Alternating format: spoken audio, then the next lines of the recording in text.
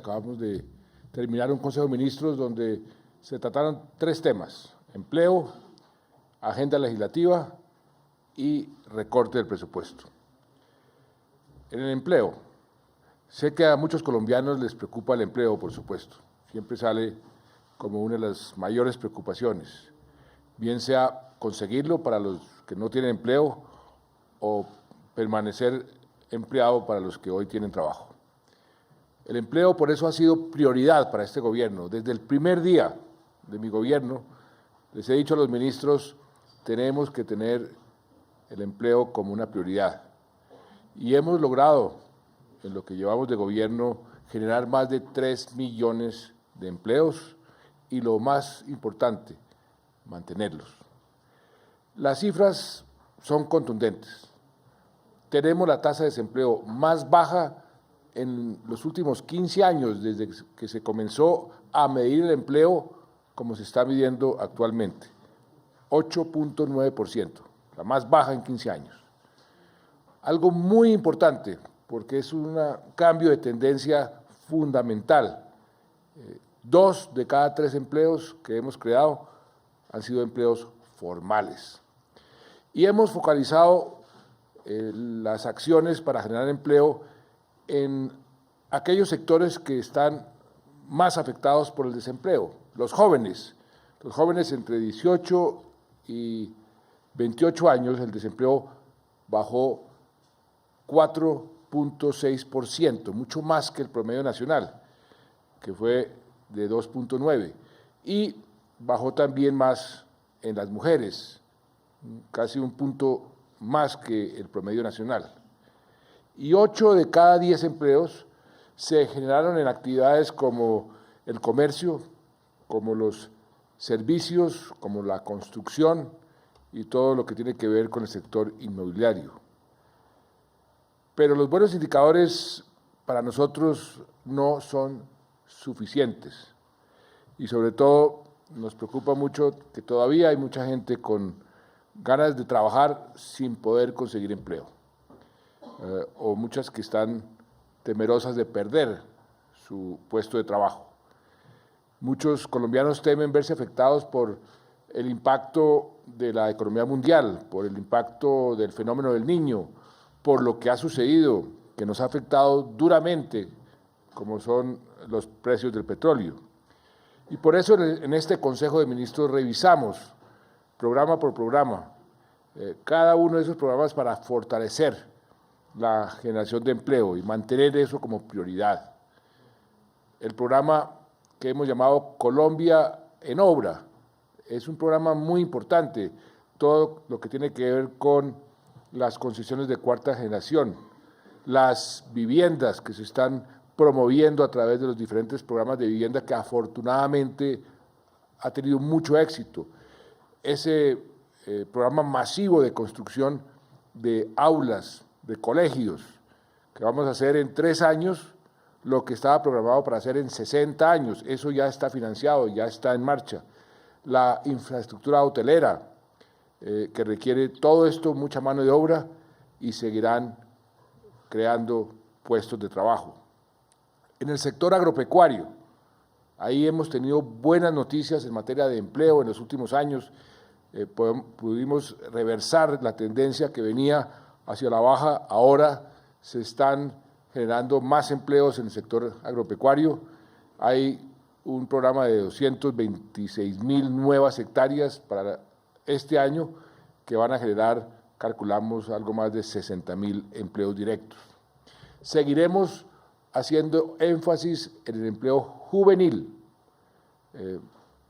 Queremos que siga creciendo ese empleo y estamos quitándole obstáculos a los jóvenes que quieren tener un empleo. Por ejemplo, 545.000 jóvenes no tendrán requisito de libreta militar para poder trabajar.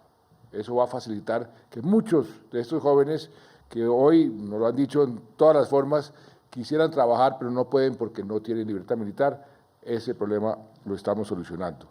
El programa de 40.000 primeros empleos, que va a generar cerca de 25.000 sin necesidad de acreditar experiencia, que eso es otro obstáculo de los jóvenes para conseguir un empleo.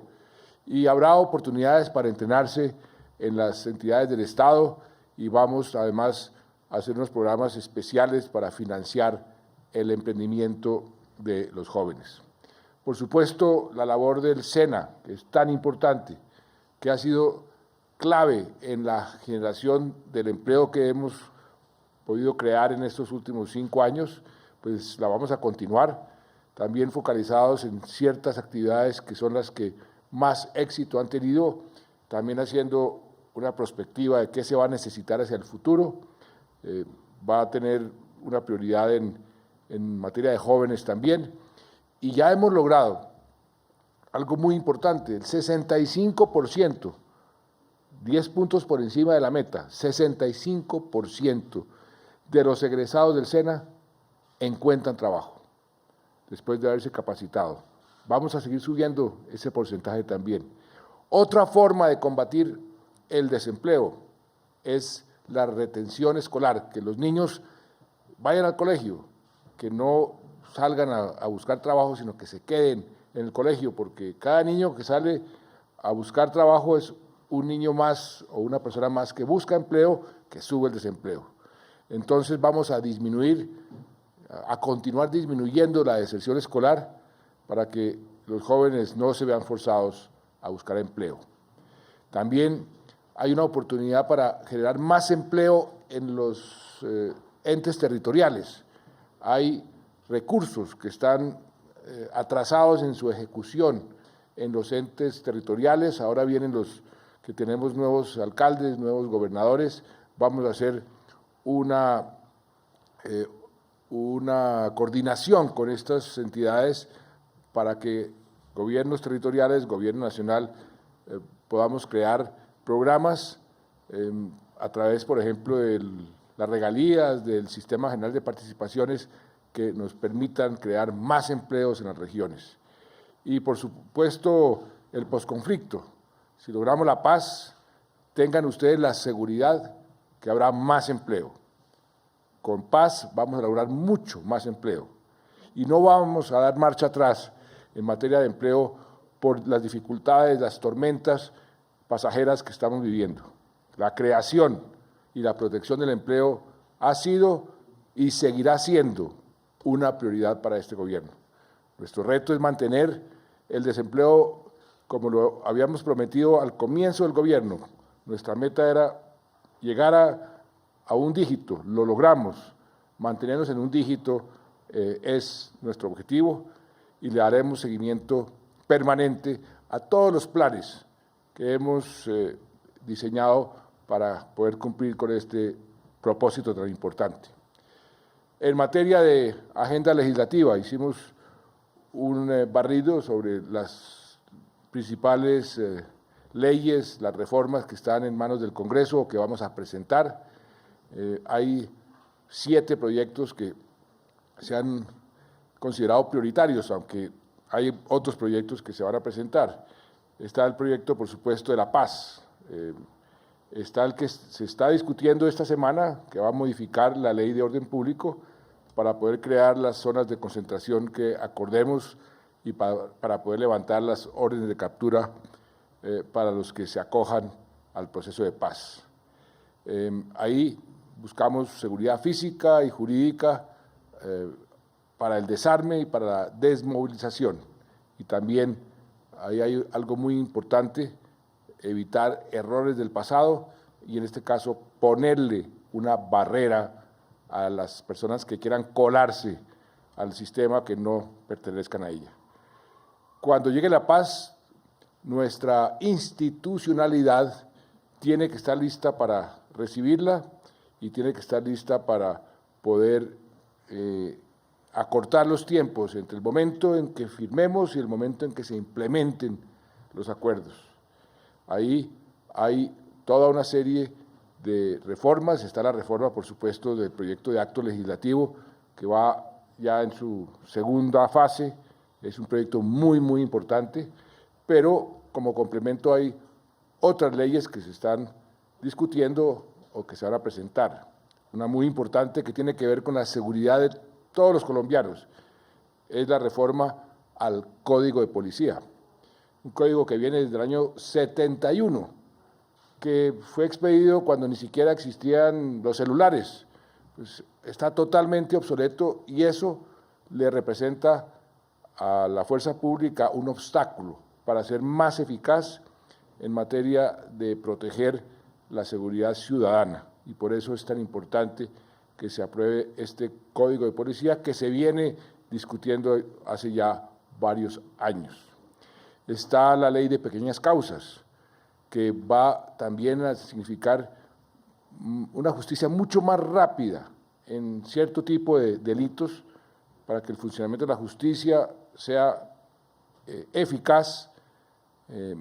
Por ejemplo, cuando haya delitos menores, que la gente vea que rápidamente esta gente, los culpables, sean sometidos y condenados. Y también para prevenir la acumulación de procesos. Está una ley muy importante, la reglamentación de la Comisión de Aforados.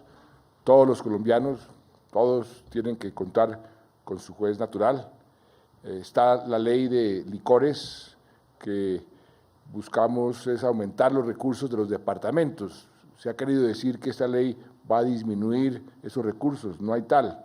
Se va a aumentar, se va a eliminar un monopolio que está teniendo problemas serios en cuanto a la comercialización de los licores en el recaudo de más impuestos y además nos representa un incumplimiento con nuestros tratados internacionales que puede ser muy costoso si no corregimos este incumplimiento. Hay que modificar un régimen que además ha incentivado la informalidad, muchas veces la corrupción, la adulteración y el contrabando, y por eso esta ley es tan importante, inclusive para mejorar los ingresos de la salud en los departamentos. Y finalmente, con el ministro de Hacienda y todo el gabinete hicimos un ejercicio muy juicioso de las necesidades de seguirnos acoplando a las nuevas circunstancias económicas que está viviendo el país. Infortunadamente, estamos viviendo en una región que ha sido duramente golpeada por los problemas de la economía internacional y estamos siendo golpeados duramente por la baja del precio del petróleo y de ciertos productos como el carbón y otros minerales. Y tenemos que acoplarnos, y nos hemos venido acoplando. Lo hemos hecho de forma responsable, de forma oportuna. Es muy importante en estas situaciones actuar con oportunidad y con responsabilidad. Lo fácil sería, no, sigamos la fiesta, que después vemos cómo la pagamos, dejarle esa cuenta a generaciones venideras, aumentar la deuda, pero no, estamos actuando con responsabilidad. El pronóstico del precio del petróleo para este año bajó, por ejemplo, de 50 a 35 dólares. Eso es 30% adicional a lo que ya había bajado de 100 a 50. Y eso pues afecta en forma muy considerable nuestros ingresos. Por eso tenemos que ajustarnos. Y tomamos la decisión en el Consejo de Ministros de recortar los gastos para este año en 6 billones de pesos, casi el 3% del presupuesto. Esto se suma a un recorte que ya habíamos hecho el año pasado de 8,5 billones de pesos y se suma al hecho de que el presupuesto de este año lo presentamos con una cifra inferior al presupuesto del año pasado. O sea que nos estamos ajustando a las nuevas circunstancias como se tendría que ajustar cualquier hogar o cualquier empresa que ve cómo sus ingresos se disminuyen, no por su culpa, sino por culpa de las circunstancias que está viviendo el mundo y que está viviendo la región. Hay que hacer los ajustes que tocan cuando tocan, aunque sean dolorosos. Eso es lo responsable con el país, lo responsable con las generaciones venideras. Y lo vamos a seguir haciendo con unos principios que hemos denominado con el ministro de austeridad inteligente, es decir, protegiendo a los más vulnerables, a los más pobres, generalmente son los que más sufren en estas crisis, en estas circunstancias.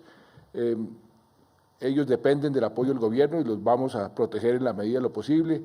Y además vamos a priorizar las inversiones, porque esto quiere decir que simplemente nos tenemos que ajustar a unas nuevas circunstancias, pero seguimos haciendo inversiones, pero esas inversiones las vamos a focalizar en aquellos sectores que sean dinamizadores de la economía y sectores generadores de empleo. Y yo también quisiera aprovechar la oportunidad, no caigamos tampoco en el pesimismo, en ese negativismo que es tan dañino, que son los peores enemigos en un momento de dificultades. En Colombia no estamos, óigase bien, no estamos en crisis económica. Este año vamos a crecer cerca del 3%, va a ser uno de los crecimientos más altos de toda la región. El año pasado fuimos la economía que más creció en América Latina, entre economías medianas y grandes. Nuestra economía es sólida y lo que tenemos que hacer es simplemente ajustarnos a las nuevas circunstancias. Y así lo han reconocido los organismos que se encargan de monitorear, de observar cómo va la economía en el mundo. El Fondo Monetario, el Banco Mundial, el BID, todas señalan a Colombia como un ejemplo, no solamente de la región, como un ejemplo a nivel mundial. La propia calificadora de riesgo denominada Standard & Poor's, que mantuvo la calificación que tenemos, no la rebajó, sino que modificó la perspectiva a la baja, simplemente diciéndonos, ojo, tienen que hacer los ajustes como los que estamos haciendo y aprobar las reformas que vamos a hacer aprobar en el Congreso antes de finalizar el año. Puede que estemos navegando aguas turbulentas, pero sabemos perfectamente hacia dónde vamos. Sabemos perfectamente cuál es nuestro puerto de destino y vamos a mantener ese rumbo a pesar de las dificultades. Estamos firmes frente al timón, manteniendo unos principios que son los más responsables en circunstancias como las actuales. Muchas gracias.